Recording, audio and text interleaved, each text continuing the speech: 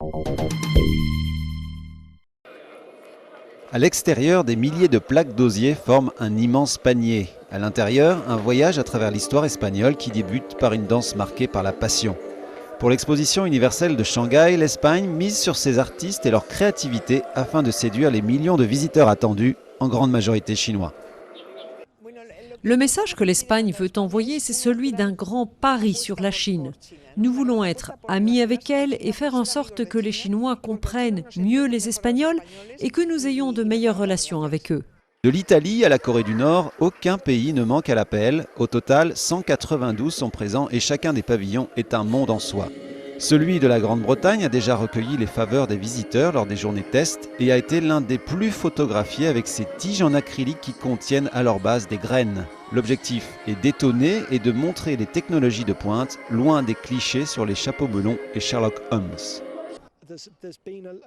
Il existe une forte énergie créatrice en Grande-Bretagne et jouer avec les clichés serait nous présenter sous un faux jour. Par conséquent, nous avons essayé de montrer, avec cette cathédrale de graines et le pavillon en général, certaines des choses auxquelles pensent les gens au Royaume-Uni.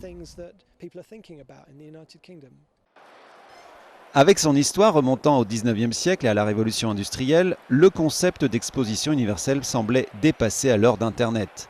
Mais son organisation par la Chine, grande puissance émergente, lui a donné de nouvelles couleurs. Et pour les habitants du pays asiatique, c'est un moment important de rencontre avec le reste du monde.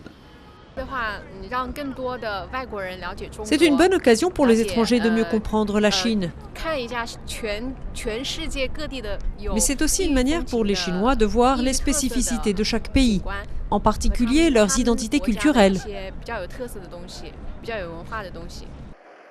Pour Shanghai, la capitale économique et financière, c'est aussi une opportunité qui va au-delà des 6 mois de l'exposition, celle de s'ancrer définitivement dans la cour des grandes métropoles cosmopolites mondiales une fois que les portes se seront refermées.